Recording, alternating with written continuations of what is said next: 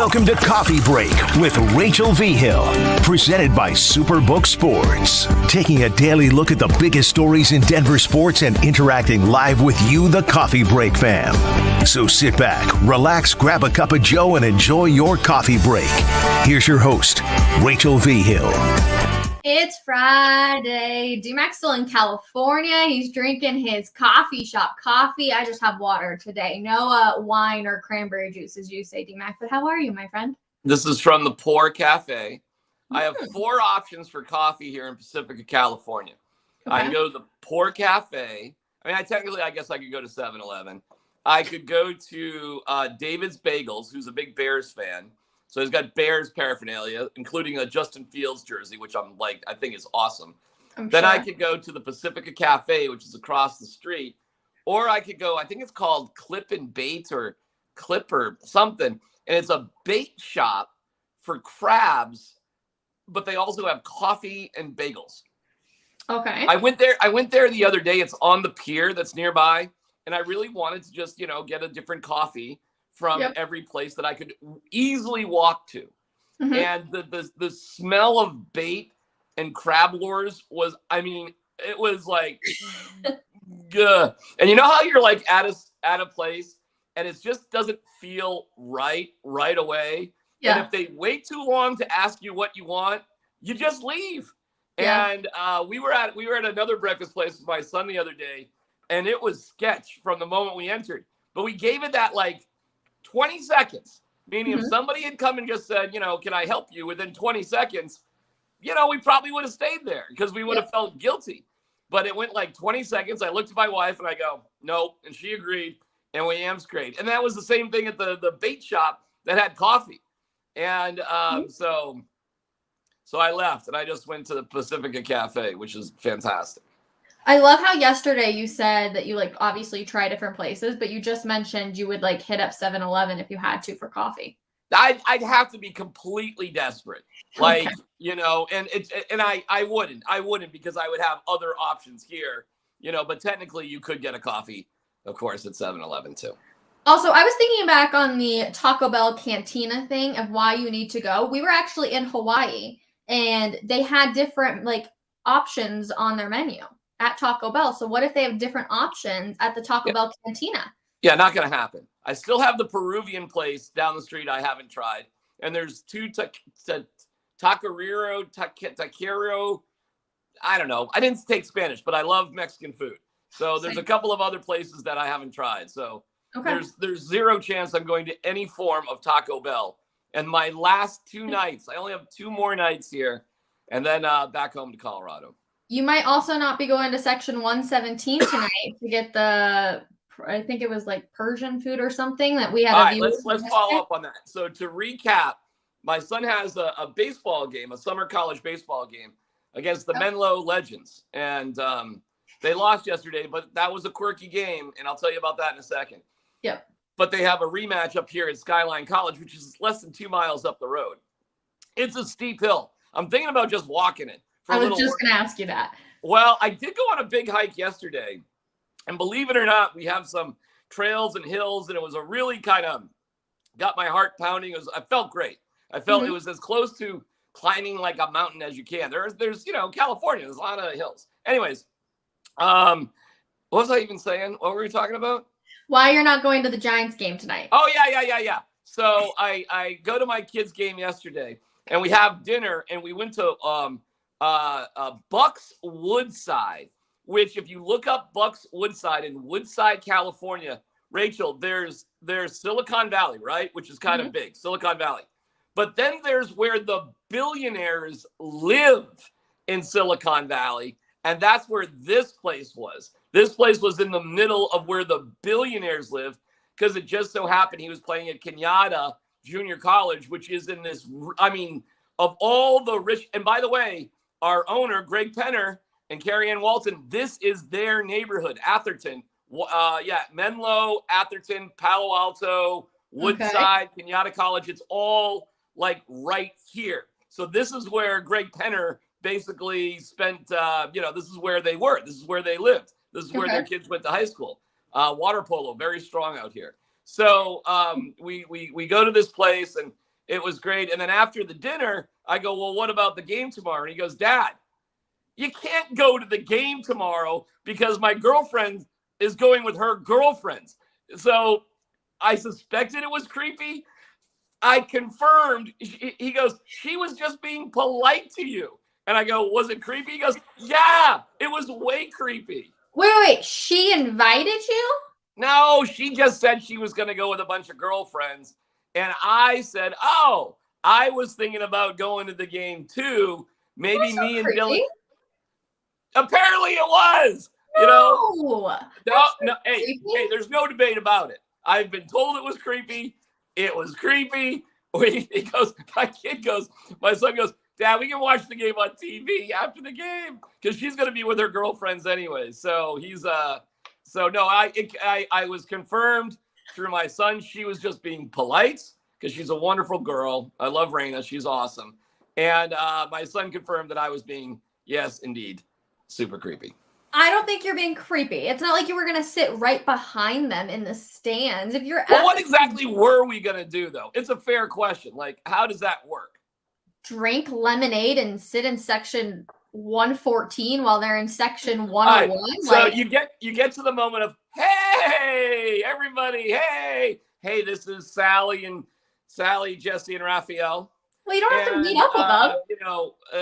And then, okay, and now it's the next inning. Now what? Now I'm just there, and it's creepy because it's just a girls' night out, but all of a sudden one of the girls has a boyfriend. You must have experienced that somewhere in your life where it was supposed to be girls' night out, and all of a sudden a boyfriend's there. No. Never? No. So on a girls' night out, is the goal just to meet guys? No. The girls' night out is the... I'm probably going to get in trouble for saying this. It's like a secret. The girls' night out is literally so you can like talk sheesh about everything going on in your life, whether your boyfriend pissed you off at some time, your husband pissed you off. Like, it's just your time to like vent to everything. Like, that's girls' night. Right. And so you like tipsy and you just hang out. A boyfriend showing up would kind of ruin girls' night out. It would. Yeah, I'm not telling you and your son to go hang out in the bleachers next to him. Well, but think about how creepy that is. Not only would the boyfriend ruin things, so all of a sudden he's there, the boyfriend's dad is there. I mean, it's so ridiculous. So I'm not going to go to the Rockies, and I've been to a Giants game before. I froze my butt off. It was not that great of an experience. I've been to the ballpark. I've taken a tour of the ballpark. It's really not that big of a deal. And Rachel, in all honesty, if I don't bother to go see the Rockies at Coors Field right down the street, why the hell would I go see them out here in San Francisco? So, well, at least go to like a sports bar with your son and like watch the game or do something fun. You're in California. Rachel, if the Peruvian dinner place has a TV and has the game on, then perhaps. But I may miss the game like I miss all Rockies games these days. Other than that, we'll be okay. Really quick on my son, very quick before we move on. He's playing summer baseball. One of the quirkiest things in the world happened yesterday. The umpires in his league are on strike. Yeah. I am not kidding you. Somehow in summer college baseball here in California, I guess umpires have unionized. I guess. But apparently the league hasn't paid all of the umpires, and they went on strike yesterday from doing the games. And so you have these two teams, and these are pretty high level college players. I'm telling you, this is pretty high level stuff. And they're all in nice uniforms, and they're playing the Menlo Park Legends, which, with the money, Menlo Park, and Kenyatta, which is a beautiful college, and, Woodside and Silicon Valley, and no umpires. So one of the coaches from the other team called balls and strikes behind the mound like we were in middle school. And the game didn't even count in terms of league standings or stats or anything because the umpires went on strike. So, but like I told my son, it actually doesn't matter. All that matters is that you get good reps. You get, you get the experience of it. It's summer baseball. The kids come from a million different teams. And like I, somewhat bragged about, he's got a place to play in the fall already. And so it was just a quirky game. He did all right. He got a couple walks, hit a line drive to center. It was a really good hit, but the guy caught it. And, it was a fine enough day. And I don't know, they actually may get rained out and the umpires are on strike. So I don't even know if there's going to be a game. But Rachel, I don't really care at this point. It's been an awesome vacation. I've seen my kid play 1 million games while I've been out here, which is 1 million more than I've seen I've seen my son play baseball more on this vacation than I have in 4 years. That's 4 awesome. years. And I've really missed that as a dad. And I've really, really enjoyed spending time with them and talking about the game and having fun. And I love baseball. I just love baseball. I hate some elements of professional Major League Baseball. I definitely hate some elements of coaches in college. No doubt about that. But at the end of the day, I truly, truly love baseball. And the fact that it's also a passion of your son at this age, he's almost 21. I mean, I just feel lucky, man. I feel like a lucky kid. And there are going to be some Colorado kids, Rachel, that are going to be drafted this weekend. The MLB draft is coming up. There's actually quite a few. So I don't want to leave anybody out. But I'll just very, very specifically say Rockies, draft Harry Gustin. He is the next Kyle Freeland. Local kid, left-hander, draft eligible, Friday night starter for the University of Hawaii. He's had a lot of interest in the San Diego Padres. He had a workout at Petco Park just last week. He's high on their radar. So I'm telling you, Rockies, Rockies, Rockies, if we can get the word out about Harry Gustin before you regret it in 4 years when he's, shutting you down at Coors Field, he's the next Rachel. He's the same height. He's a lefty. He went to a local high school. He went to a division. I'm telling you, he is the same exact thing as Kyle Freeland. Okay. And I know the Rockies haven't been that successful, but Kyle Freeland is one of their more solid starters, period. Yeah. And I'm telling you, this guy, Harry Gustin, in 3 years will be a starter for you, Colorado Rockies, just like Kyle Freeland. So I know it sounds weird when I'm saying this about somebody that I know and I've known since they were a little kid, but check it out, look it up. I'm not kidding. Rachel, he really did have a private workout with the Padres last week at Petco Park. So, wow. I mean, this is not a joke. His name is Harry Gustin from Aurora, 6'1", lefty, lives in the low 90s, but has a hammer for a curveball, and he gets outs left and right. You can look him up on YouTube, highlights, University of Hawaii. He's easy to find. Okay, well, first of all, I love it, but also my faith in the Rockies to do very much of anything that's correct is very low. So, but how many local pitchers? I mean, this is a local kid. It's just so hard to find people who are comfortable pitching in Colorado. Okay, but real quick, if you are Harry, you're not wanting to go to the Rockies, are you? You are correct. And his agent has told him that. His agent has actually told him that. And I get it. I understand. So not only Rockies do you need to draft him, you got to make him a good offer because he is being – how about that for a little inside information? Agents are telling talented – I'll be back. Here I am. I was going to say, was Harry calling you, his agent calling you to yell at you to tell him not to sue it? I'm telling you, agents are telling talented local kids to stay away from the Rockies, which is terrible, man. Terrible. Yeah. So take it out of the agent's hands, draft Harry, make him a great offer, develop him probably for the next 3 years. He's 21. By the time he's 24, he'll be one of your 5 primary starters. I know this sounds ridiculous, Rachel, and I wish we could put this in a time capsule and just fast forward a few years. But I have so much faith in this young man. And look him up. Don't take my word for it. Look him up. But I also want what's best for him because you're speaking so highly of him and you've known him since he was young that I don't think the Rockies is the best fit. The organization overall is just not good. Like there has to be major changes. So for him, I'm like, I want you to go someplace where you can really shine and not just be the one single star in 3 years on a very dudded team. Well, I'm trying to do the best I can for everything. And selfishly, I'm going to love going down to the ballpark and watch Harry pitch in person. But I wish him so much success. We have another Colorado kid that's in the system right now, Case Williams, who went to Douglas County High School and is currently pitching for the Hartford Yard Goats. So he's in the AA system. Case is a little bit different. He's a big kid too, a little bit bigger than Harry, but he's a flamethrower. He is like lives in the mid-90s. He was drafted out of high school. He was 4th round, by the way, 4th round for Case Williams. He was drafted by the Rockies, traded to the Reds, and then traded back to the Rockies. And it begs a really fascinating question for these talented guys, Rachel. Like, do you go to college for a couple years, or do you just take the money and go in the pros? Your ascension to the majors, if everything works your way, is probably the same timeline. I mean, you're probably getting to the majors around 23 or 24. So would you rather do so with a couple of years of college under your belt? And Case was committed to Santa Clara College out here, which is in the same conference as my guy, Harry Gustin. So, or actually, no, I'm sorry.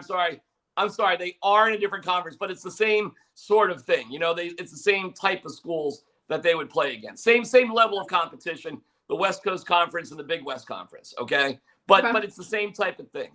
Anyways, that's my story there. So, sorry, getting rid of something. So the baseball draft, that's coming up. Okay, well, love it. Real quick on this now. Since we have been live 20 minutes, I have gotten 2 phone calls and 2 text messages from wedding venues. They are like hunters. They go crazy. You give them your phone number, they go insane on you. I'm literally like, I filled out 1 form last night and I've already gotten that much. I'm like, oh my gosh. Well, wait, I thought you didn't have a place to have the wedding. No, not yet. It's tough. Tough, I tell you. That's what I'm doing like all weekend. Married? Where do you want to get married? We really like the Vail area, but Vail is obviously a pretty expensive town. So really just anywhere with the mountains. Like our biggest thing is we're trying to find a place with like a beautiful view. Like that's kind of like the number one thing on our checklist, but we'll see. It's tough, but I'm serious. They like hawk down on you and they're like, all right, we're going to call you 1,000,000 times. Like I bet my phone will go off 4 more times by the time the show is over. All right. All right. I was scrolling on Twitter this morning, though, DMAC, and I love finding these articles as we all kind of wait for training camp to get started. And it talks about how there's veterans on thin ice as they head into training camp. And I'm curious, let's see if you can name any of the names that are on this list. Who do you think are the top ones on thin ice? Like their cuts during camp or something they may be disposed of? Yep. And what do you define as a veteran? Like, is KJ Hamler considered a veteran? KJ Hamler is a veteran. I will say, though, that he's not on this list because I think it's pretty much just assumed that he will be cut, unfortunately, with how the Broncos did in the draft. So these are more names that are sticking around, but still you could possibly see them struggle a little bit. Struggle. Well, Kareem Jackson's probably on that list, I would guess. He's not, actually. He's not. Garrett Bowles, maybe? No, but those guys, like, Garrett Bowles is locked in. All right, so we are talking about guys who could be cut because Garrett Bowles isn't going to get cut. So it's like that. Cortland Sutton might be one of those guys. I actually don't agree with that. I'm going. Maybe you should just tell me. Maybe this would be easier. So Josie Jewell is on the list, which I kind of felt was a little surprising, but I can see, he hasn't really, I feel like, leveled up to where we need him to be. So that one was a little surprising. I understand that, but he's got nothing to worry about. Yep. Depth at inside linebacker is brutal.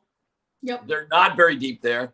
They drafted a young guy, but I mean, you're not going to count on him. I kind of get it, but I would tell you this. There's no world where Josie Jewell's not going to be on this team. I'm with you. Okay. Aaron Patrick is on this team. Sure. Yeah. Outside pass rusher who's had some injuries. He's been all over the place. Sure. Yeah. Yep. Albert O is on this list, which his name is around a lot. I understand it, but what he did, what we saw in the mini camp and the OTAs, Albert O made a hell of an impression. And his athleticism, and I know it might seem a bit repetitive with Greg Dulcich and Albert O, but I think you're going to find Sean Payton wanting as many athletes on his team as he can possibly find. And they have this Manhurts guy. What a great name for a blocking tight end. So Manhurts, and Rachel, looks the part of his name, so they've got a blocking tight end. So why not have other options on the receiving end of things? And if Albert O's in the game and he's not going to be blocking anybody, well, who cares? That doesn't matter anymore. They're not going to put him in compromised positions like pass administrations with Albert O. I've seen Albert O just torch the Broncos defense multiple times during the spring. So I don't think Alberto's got anything to worry about. I mean, that was kind of the famous story last year when General Jerry Lee there, what's his face? I'm forgetting his name, the special teams guy. He looks at Alberto and he's like, why aren't we playing this guy? Yeah. And it's a good question. Do you think it was a personal thing? Jerry Rosberg, sorry. Yeah. Do you think that it was a personal thing? Like, let's be honest. Because Alberto can't block anybody, Rachel. He's not a real full tight end, okay? Mm-hmm. So he's a receiving tight end. He can't block. He never will be able to block on the NFL level where it's dependable. I mean, ever. We also know that essentially when he came into the league, they already knew that about him. That was the exact same thing for him while he was in school. So why wasn't that kind of one of those things where it was just like, okay, well, we already know this, so we need to be able to find it? Did they just think, oh, we can teach it to him after all of these years? Yeah, they get delusional like that. That's kind of the NFL. They think, oh, well, wait till we get a hold of him. Yeah. And, when you watch his highlights at Missouri a lot with Drew Lock, it wasn't about blocking. It was about receiving. And in college is weird, too, because when you watch these college highlights, Rachel, every receiver who catches the ball looks like he is wide open. I mean, watch it, because college football is just different. The hash marks are different. Things are more spread out. You're going against really talented guys. Obviously, they're SEC D1 players, but they're not all NFL players. The pass rush is different. The quarterbacks are different. So a lot of these highlights with guys like Alberto, Rach, you got to see them. I mean, it's wide open fields. No offense, but who couldn't catch the passes there? So you see this athleticism, and it just blows you away because it's this crazy mismatch. Because it's still a mismatch in the NFL too. But the problem is you have a more well-rounded game in the NFL, and you're put into more you got to block. I mean, it's ridiculous. Trying to teach guys how to do something they just can't do or haven't done. It's very few guys. Virgil Green, who was more of a receiving tight end out of Nevada, became a great blocker in the NFL. But Rach, I'm telling you, that is unusual. Usually you can do it or you can't do it. And trying to tell somebody how to do something they suck at and expecting them to do it at the NFL level is crazy. But the skill set of Alberto, though, I'm telling you, Rachel, it's special. He's taller, he's bigger, he's faster than the vast majority of linebackers or other people that would cover him. Does he have the confidence? Nightmare mismatch. Does he have the confidence? He looked good this spring. I assume he had zero confidence last year. Yeah. I mean, he didn't play. I mean, it was ridiculous. He got one snap, and Nathaniel Hackett said, I like how he's coming along. And I'm like, Coach, the guy just got one snap in the game. I mean, you don't have to lie to us on this. It's clear. And then General Jerry Lee Rosberg saw him and was just like, let's play this guy. He can't block. You go, okay, let's just have him catch passes. And in the last 2 weeks of the year, you saw a better performance out of Alberto, but the film was bad. And the film on Dulcich was bad. So when Sean Payton was reviewing everything, I mean, what's he supposed to assume? I mean, there's no good film on these two guys. But he gets his hands on them. They design systems for him. And all of a sudden in the spring, Rachel, it is crazy what both of those guys were doing to the defense. So you have two real tough weapons against the defense. Why would you get rid of either one of them? Okay, so rank 1 through 4. Obviously, Dulcich, Alberto, Troutman, and then I'm blanking on Manhertz. Thank you. I forgot about Troutman. So that's another blocker. So you're good. There's your 4 tight ends. You're good. You're good there. Great. Awesome. So Dulcich 1, Manhertz 2, Alberto 3. Don't Troutman even think 4? like that. It's just what's the situation? It's 3rd and 7 on the opponent's 30-yard line. Hey, it'd be great to have a tight end here. We're in the red zone, and we've got a 6'5", 6'6" tight end going against a 5'10" cornerback. I've got 2 different options there. That's awesome. It doesn't matter to me ranking 1, 2, 3, 4. It's about the situations that they're in that you can use them in. Do you really think that it was Pete Carroll who made Russell Wilson work so well with, I am blanking on his name so hard right now, the tight end in Seattle? Jimmy Graham. Thank you so much. Do you really think that it was Pete Carroll that made that magic work, or do you just think that Russell Wilson can have a connection with the tight end? Why Russell Wilson struggled with that. He's had a hard time having connections with tight ends because tight ends tend to exist in the middle of the field. And that's where Wilson's had a hard time finding guys. That's right, because he's not that tall. Yeah. I mean, but so you have to, on the offensive line, you have to create lanes and gaps, and he has to find them.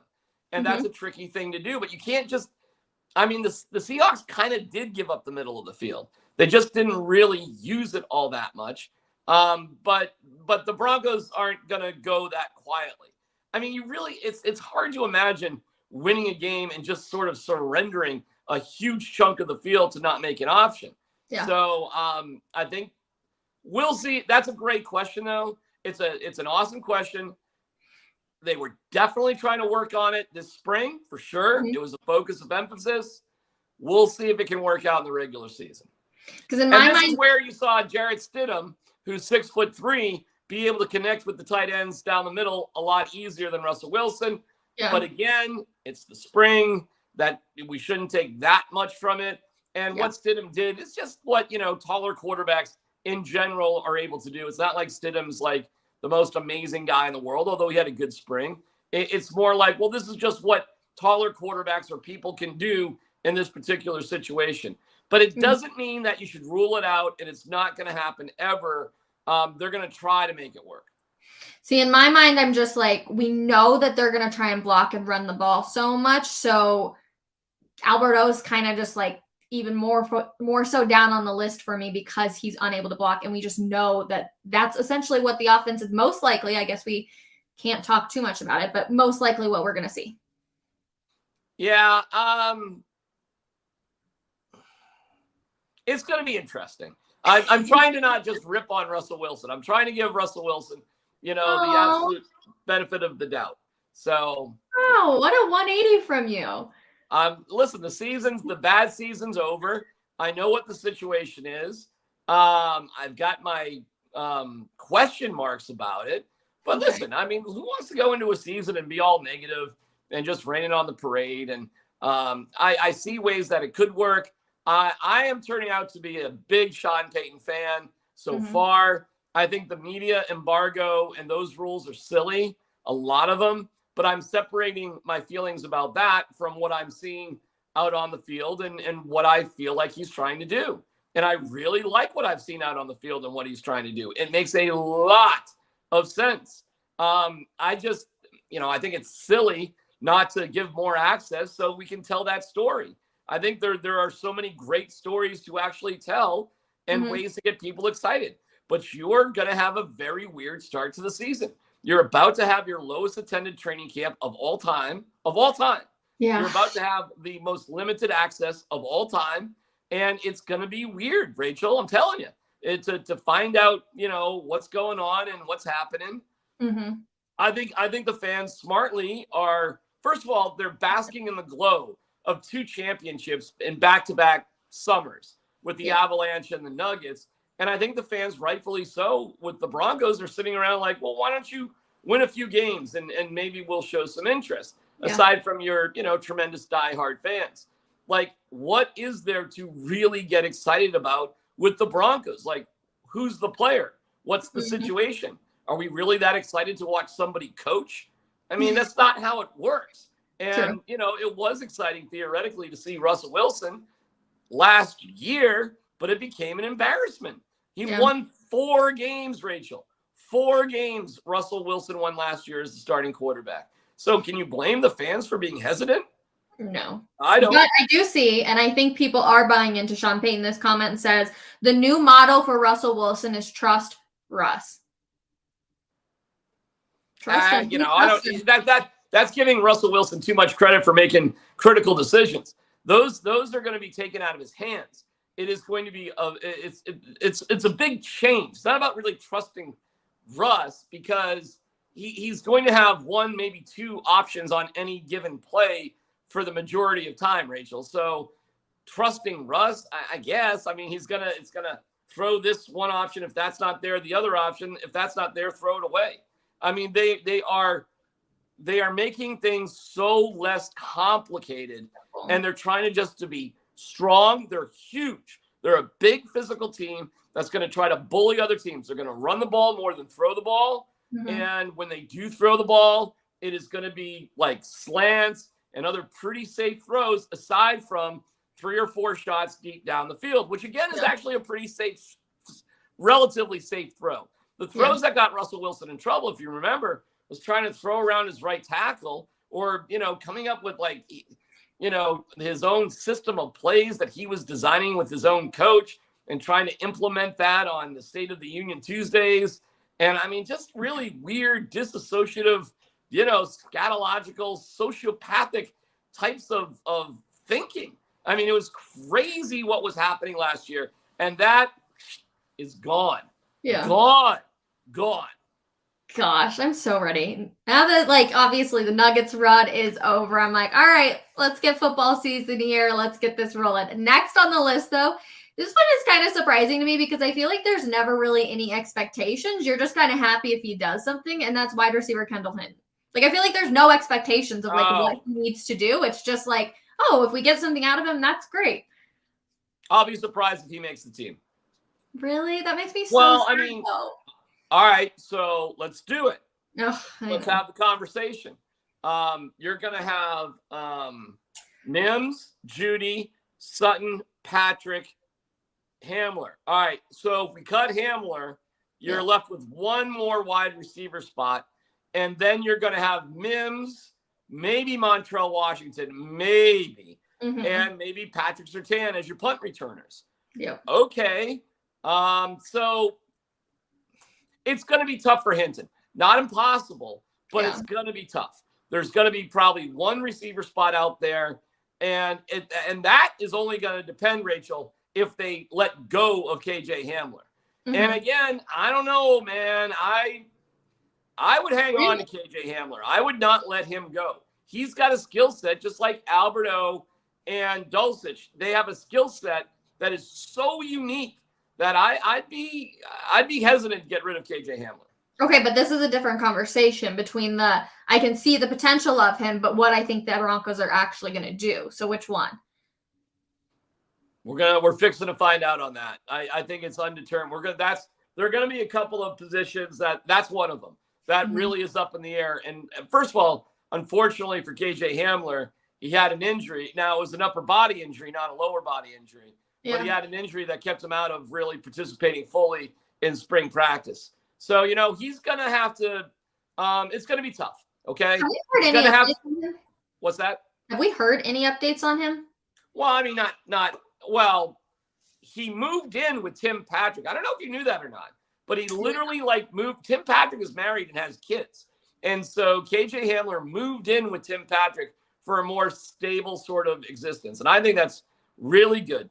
KJ Hamler was very open about going through some. Well, he said he contemplated suicide, and he was very honest about his mental health issues that he had last year being hurt, when he was hurt and out for the whole year. He was very open about that. So I'm glad that he's being supported. And I think the mental health issues are nothing to be trifled with. I think they're very serious things. We have a very, very, very sad story in Broncos history about a young receiver, Kenny McKinley, who was hurt. He felt like he was alone. He had access to a handgun, and he was smoking marijuana, and he killed himself. And that was horrible. That was quite a few years ago. But, the suicide of Kenny McKinley while he was a player for the Denver Broncos is, I'll never forget it. It was devastating. I actually have a picture with him that I met at one of those Comcast Xfinity nights when I was 12 years old or whatever. I don't know how long ago he played, but it was a long time ago because I was a kid. But I have a picture with him. I wonder if I could find that somewhere. But yeah, I actually have a picture with him. Well, it was a super sad case. He had some financial issues. He felt disassociated from the team. And I think he just made a bad decision based on, being on drugs and having easy access to a handgun. And I think it was just a terrible, terrible, sad combination of things. So the fact that KJ Hamler, who's probably going through I don't know.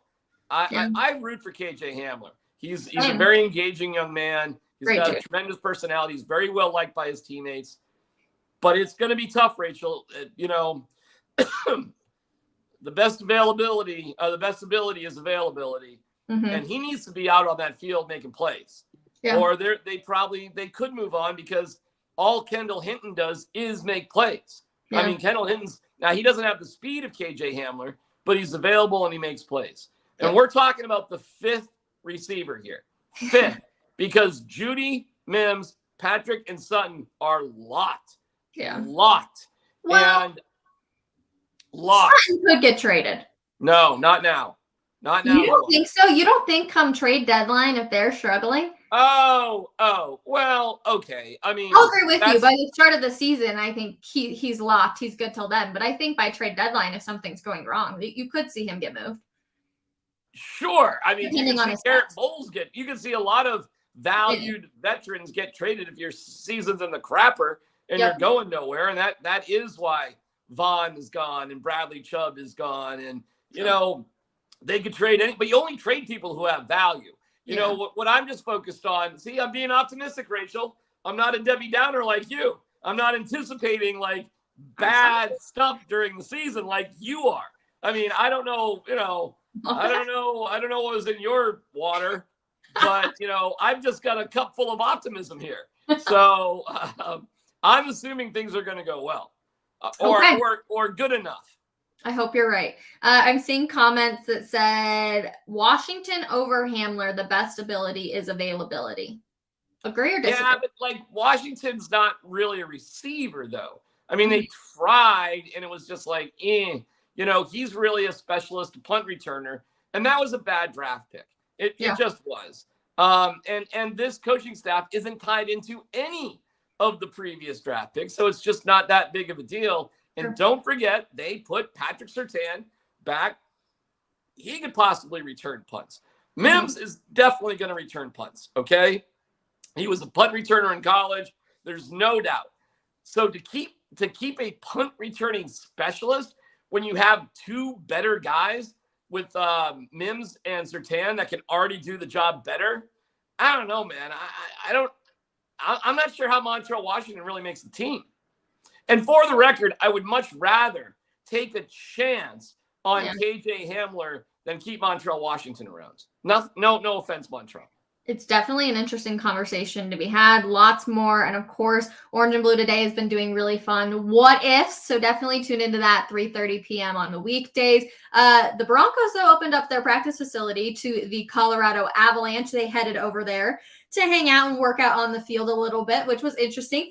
How do you like this? I guess, what's the word? This camp, I guess, essentially is what I want to use. I think it's fun. I think that's fun that all like the rookies and the younger guys all get together and they do just a bunch of workouts. We see them do the incline every single year. So I don't know. I feel like it's like back to school almost for like all the new guys are coming in and they're like, yeah, let's go.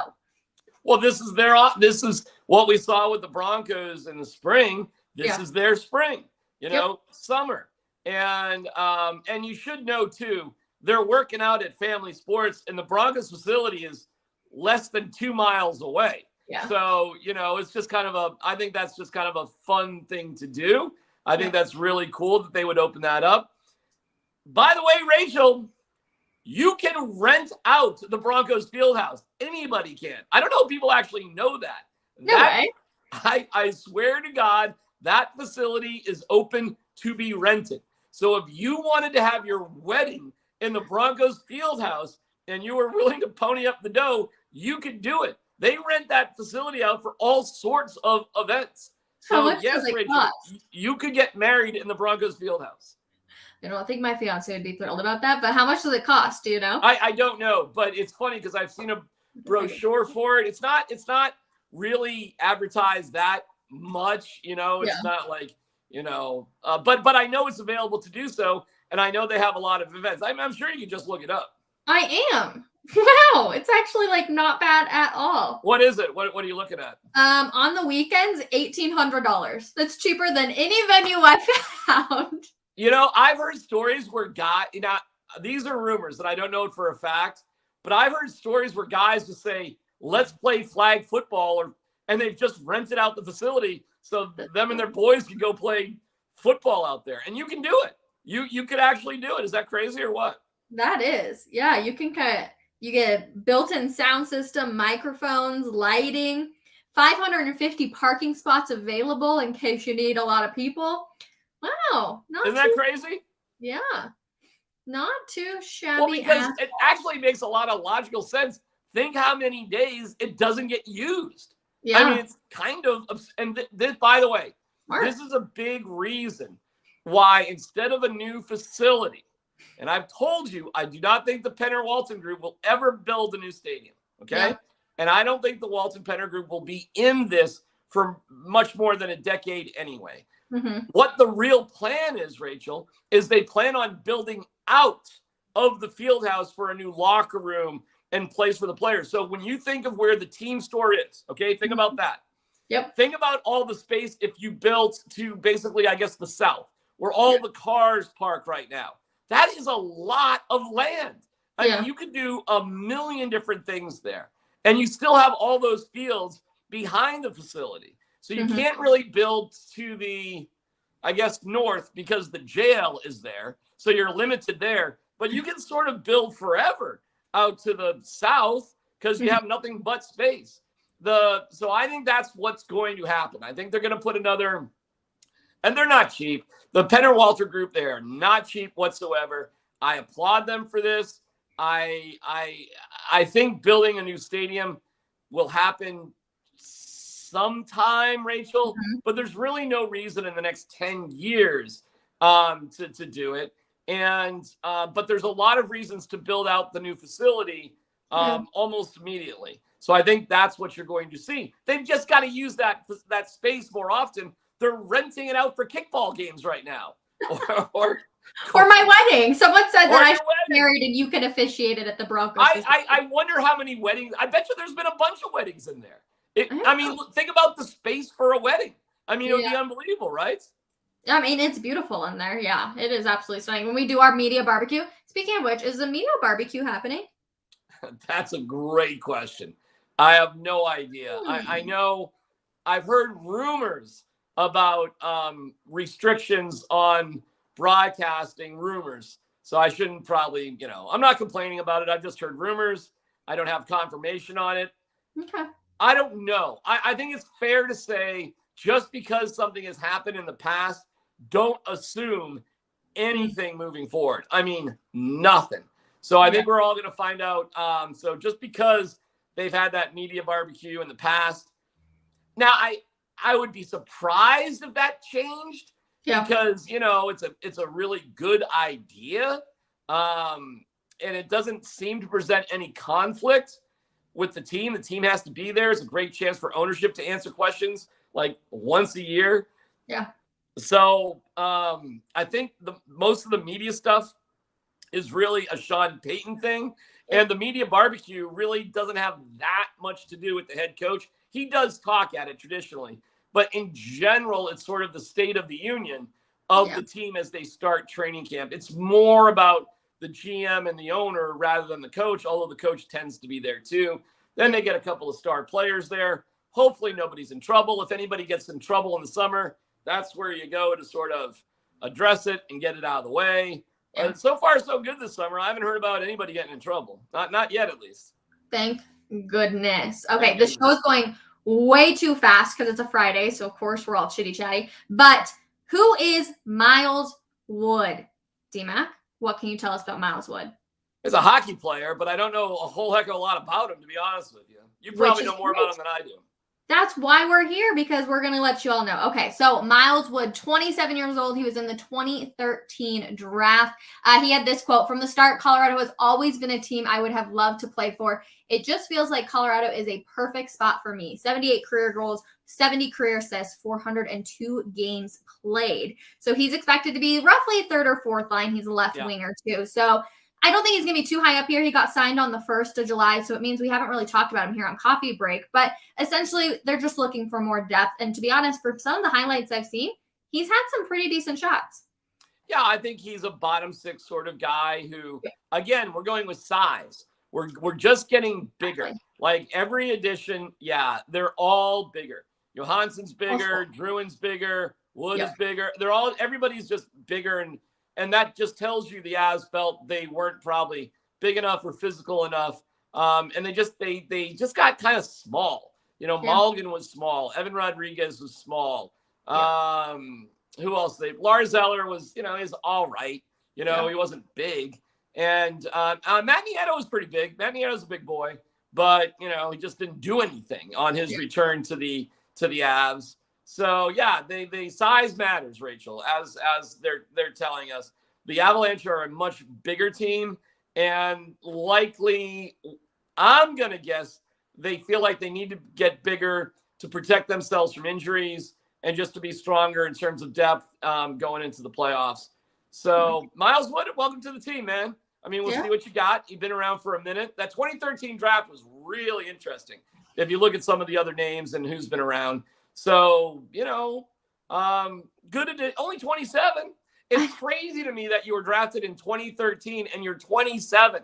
I mean, that is bananas. Literally, that is always what's crazy to me when it comes to hockey. I'm like, how is that even possible that you've been in the league for that long? Well, I mean, did you see Connor Bedard, who was the number 1 overall pick? I mean, he looks like, I cannot believe how young looking. I mean, he looks like a baby, and he's the best amateur player in the world. I'll never forget last year during the Cup run, you and I were sitting there and we looked over and there was these 2 guys and they were prospects. It was, I think, in the 1st or 2nd round. And they literally looked probably like they were 14-ish. And I was like, I wonder what these kids are doing up here. And somebody to my side was like, yeah, actually, those are the prospects. And I was like, what? Legitimately, they looked like they could be 14 years old. I don't remember who exactly they were, but I was like, I cannot believe that. It's amazing. That's just the nature of hockey. The skill level of these guys develops as teenagers, and they just kind of know. It's a early developing sport. And that's just the way it goes. So that's hockey. It's weird. It's wild when you just look at these guys. And that's why Bo Byram just, got off a fire truck, went into the, went over with the fans, and the cop thought he was just one of the fans because he looked like one of the fans. Right. So that's the way that goes. It's wild when you see these guys, they got all the gear on, they're skating around, they look like that. Yeah. And then you see him off the ice and you're just like, you're a kid. Yeah. It's wild. I was actually real quick. I went on a good little hike yesterday and I can't even believe I was thinking about this, but I went on my hike and I was thinking about Alex Newhook, which is maybe a weird thing to think on your hike. But I was just thinking, what would it be like, Rachel, to be 21 years old, like Peyton Watson, 20 years old. Now, he didn't play, but Newhook actually played during the Stanley Cup final. You're 21 and you're already a champion in the sport that you grew up thinking. Like forever, you're a champion. You will always be introduced as a Stanley Cup or NBA champion, and you're 21 years old. Yeah. Like, I think that's a fascinating thing because so many people, Eric Johnson, for example, had to work so hard, so long. Jeff Green, many years to achieve that. But here you are, you're 21. I'm sure it's incredibly exciting because it obviously is. But I wonder if there's a weird downside to achieving so much at such a young age. Like your drive for it stops, because really, what do you drive to do your entire career? You drive to probably make it to the pros. You drive to get a championship. Well, if that ends, I guess maybe you're driving to be one of the top players that's on that, like a Nathan McKinnon, like that, or that drive. But yeah, I do wonder about that too, because once you're a champion, man, it's just like, okay, well, I checked that off my list. Like, is there anything else I need to check off? I think I would be very curious to go back and talk to guys who had achieved that before they were 22. I'd be very curious for guys who become champions in whatever their sport was before they were 22 and see how that's impacted their lives. Mm-hmm. I mean, you would like to think that it'd be nothing but a positive. And I'm not saying it's anything but a positive. Yeah. I just think it's a fascinating thing that for every, like Alex Newhook will always be a Stanley Cup champion, no matter what. You cannot take that away from him. And he's not on the Avs anymore. But, and I was thinking of, I think it's a little bit different for Peyton Watson, because Watson didn't actually play during the NBA Finals. He was on the team, but he didn't play. Mm-hmm. I would think that feels a little bit different. Like, you are a champion, you're part of the team, but you didn't play. You weren't part of that time of that run. You were part of the team, and you need everybody on the team to lift everybody up. But if you didn't play, I could see where you'd be pretty darn motivated, or you may say, yeah, okay, that was great. But Newhook played. I mean, he played. Bo Byram played.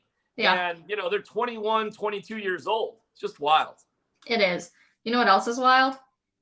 The Nuggets got named losers, according to ESPN, for the early offseason winners and losers.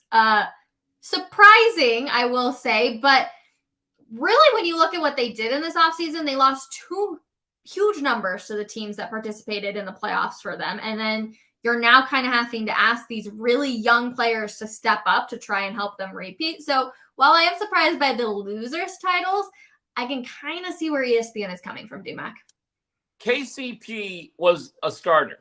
Yes. But Bruce Brown was a virtual starter as well. And when you looked at the minutes between KCP and Bruce Brown, pretty similar, where you could make the argument the Nuggets really had 6 starters. Mm-hmm. So sometimes KCP was on, sometimes Bruce Brown was on, but you always had that 6th starter. Rachel, this year, who will that 6th, not bench guy, not 6th man, but like virtual starter, who will that be? And I think, I don't know. I'm not that worried about losing Jeff Green, although I really loved what he brought to the game. But I thought there were some better options even during the playoffs. I think Michael Malone was just very loyal, rightfully so. He didn't make any wrong calls with it. I just thought there were other options that would have worked just as well as Jeff Green. Yeah. And obviously Christian Brown kind of was a roller coaster with one incredibly exceptional game during the NBA Finals where he went, crazy. But again, he was a little bit of a roller coaster. So you just assume he'll be that role at least. You don't think he's going to go down. You would assume he would go up. But who is going to be that Bruce Brown starter? And if that's what they're judging the offseason by, I kind of get it, because it's hard to lose a starter. Yeah. Isn't it actually insane that nobody would ever have guessed the amount Bruce Brown got paid? Like, I don't think we could have probably put a whole pool in, and everybody at 104 through the fan in Denver sports, and not a single person, I think, would have came close to what he actually got paid. Our own Jake Shapiro pointed out on Twitter yesterday that he's being billed as a forward, not a guard. And I know why Jake had a snarky little tweet about that, because Brown multiple times talked about wanting to be a guard, not viewed as a forward, and that the Nuggets were the only team that were willing to offer him that role. As a forward, Bruce Brown is really small. Yeah. I mean, he's 6'3"-ish, maybe, on a good day with sneakers on, a forward. That's not what he wanted to do with the Nuggets. He wanted that role as a guard. Now, it came as a backup guard. And I understand the NBA is kind of positionless. But I had a little bit of a laugh when I saw Jake's tweet about how he was being billed as a forward. You can't turn down the money, Rachel. But no. And I think Bruce Brown will adapt to whatever circumstances he's in. But that's not the role he wanted. He didn't want that. And he got a different role with the Nuggets that suited him perfectly. So we'll see if a different role will match his salary. We'll see. If you were him, though, you would have taken that money for whatever. Of course I would have. For whatever they were going to tell me to do, I'd be like, all right, give it to me. Oh, Rach, it's not even. Like, So there's certain like, oh, is it really about the money or winning? Not when it's $22 million for 2 years. I mean, that is, Rachel, come on. I mean, that is ridiculous. I mean, that is insane money. I hope he went out to like a really good dinner. I saw this question though. Do you find it unusual for the Nuggets to have signed long-term contracts with all 3 draft choices? I don't have anything to compare it against, so it's hard for me to say if it's that crazy or not, because I just don't know the history of length of contracts with draft picks. So I guess I'm not a great source on that. I mean, it says they believe in their guys. They're not on 2-way contracts. They're here. They're on the team. So they believe in these guys. At some point, Rachel, you got to kind of trust the guys that got you there in the championship in the first place. True. And, Tim Connolly set things up. Calvin Booth knocked it out of the park for the most part. The one thing that I don't quite get is the Reggie Jackson stuff. I don't quite get that. Either. And they must be seeing something behind the scenes, because otherwise I'm just at a complete loss for what he got paid. I know Jake mentioned that earlier this week, but I'm shocked by that. I don't get it. Neither. I guess I'll just trust him on it. But okay, because I think he's supposed to be the Bruce Brown. Yeah. And all right, I guess. So. I mean, so that's my gargantuan question mark. And it'd be nice if he worked out, because he's a local kid, Springs kid. He's in his 30s. Can't call somebody a kid in their 30s. Young man to me at least. So I wish him nothing but the best. He's a nice guy. Yeah. He's a great dude, very friendly, easy to talk to. Yep. Obviously crazy talented player. It's just, I just don't quite get it. I don't. But hey, what do I know? Yeah. Okay. Well, Summer League is obviously starting up tonight. The Nuggets will play a game later today. Give me one name, since our show's almost over, that you're excited to see in Summer League. Oh, I'm dying to see Colin Gillespie. I've watched this guy warm up before every Nuggets game, and and I want to see Strother as well. But no, I am dying. This is crazy to say. I'm literally dying to see Colin Gillespie play basketball. I know. That is who I'm the most excited about. Watching him warm up like before games and stuff, it was so fascinating. And just watching his shot, and like he looked pretty good as he was out on the short, like or court shooting around like during the playoffs and stuff. But yeah, I'm really excited. Well, he's an interesting guy because he looks like every fraternity bro at the gym. It just looks I could never point him out to you if he was in a grocery store. Would never be able to. You would never know that he's an NBA player in a million years if you bumped into him on the street. Never. Nope. I'm totally with you. Also, do you know whose birthday it is today?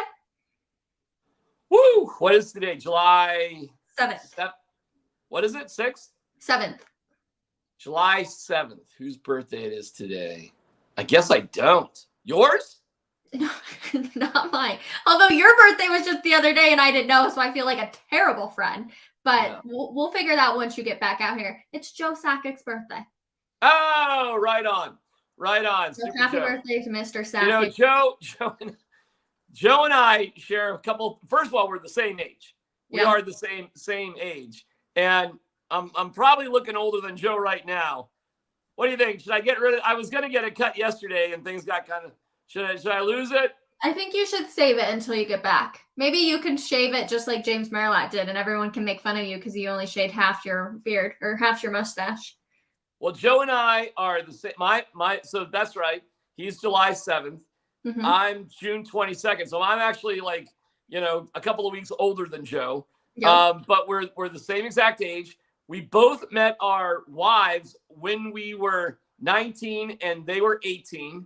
That's a true story as well. So we're both 1 year older than our wives, and we've both been married and together. So we've been together with our girlfriends, fiance, wives, the same exact amount of time. He has 3 boys. I have 2 boys. His son Chase and my son Connor played youth hockey at the same exact time. So I just would run into, how crazy is that, right? Like I started legend. I started covering the Avs in 1999. when I moved here to Colorado. And I've known Joe, covering him as a player, then as like a hockey dad, and now as an executive. I've literally known Joe for 20-something years. It's crazy. The one guy I'm the most comfortable just sort of shooting the bull with the Avalanche is Joe Sakic. And let me tell you, there is not a nicer guy. Like, there's no big time moments. He is always so friendly.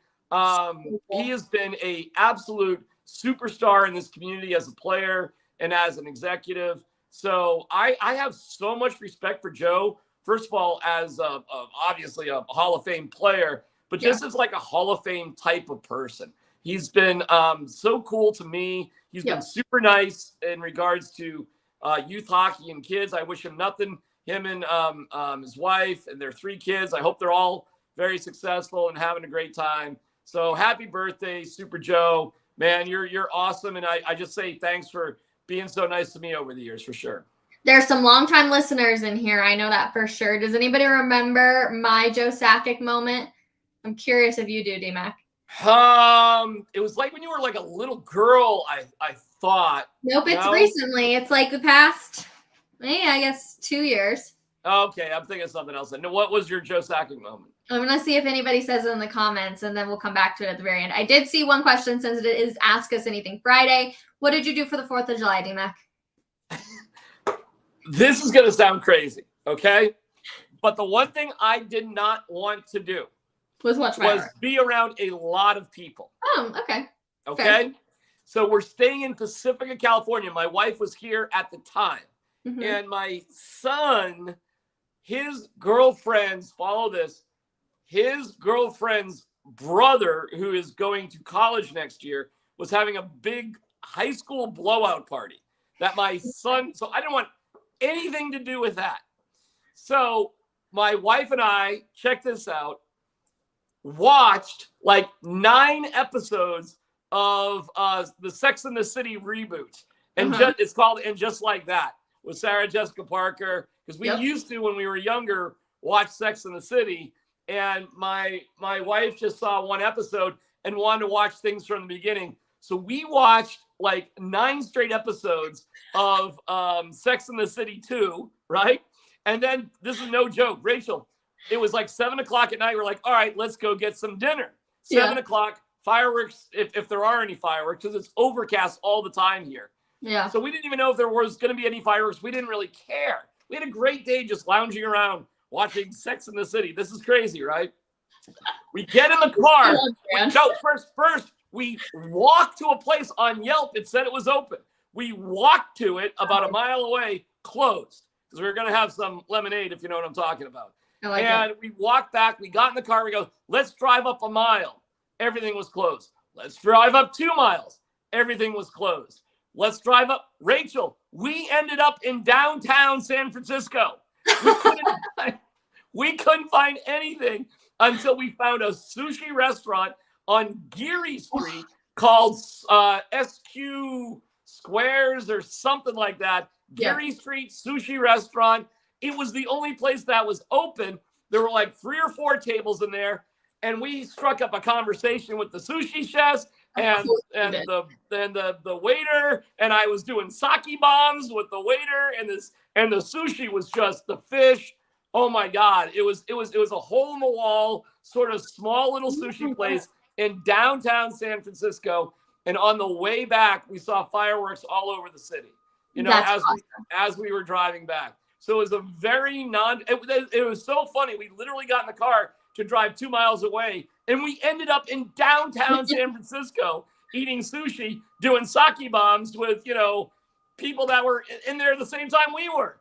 D-Mac, that is so on brand for you, though, my friend. That's a D-Mac holiday if I've ever heard of one. I saw a comment, did you run into Joe in the elevator? I have done that, but my one Joe Sakic moment is the fact that I sat next to him at a Justin Bieber concert, and him and his wife, he knew the words to it. He was singing Baby by Justin Bieber, and I have a picture with him. I'll maybe show that on Monday. It was a blast, but D-Mac. The whole concert? Oh, yeah. Were you talking to Joe at all? Did you give him a, hey, so how you doing? Also weird, because, obviously I work in this space. So we did like ask him, my friend asked him if we could get a picture next to him. And we had talked to him because of the rafters, and it was obviously. Wait a second. It was just him and his wife, Debbie? There was and just one other couple. They were on like a double date. So they were on like on a date, like a double date to Justin Bieber. Yep. Wow, that's wild. So I know, so fun, so fun, but also a pleasure with you, my friend. To everybody in the comments, we love hanging out with you guys. We'll be back Monday for a full week of Coffee Break. D-Mac, you're back in town, right? Yes. He'll be back, everybody. Back on Monday. Baby. Ooh. Baby. On that note, see everybody on Monday. Have a wonderful week. Bye. Love yourself. Love yourself. Truer words have never spoken. Justin Bieber. Bye, everybody.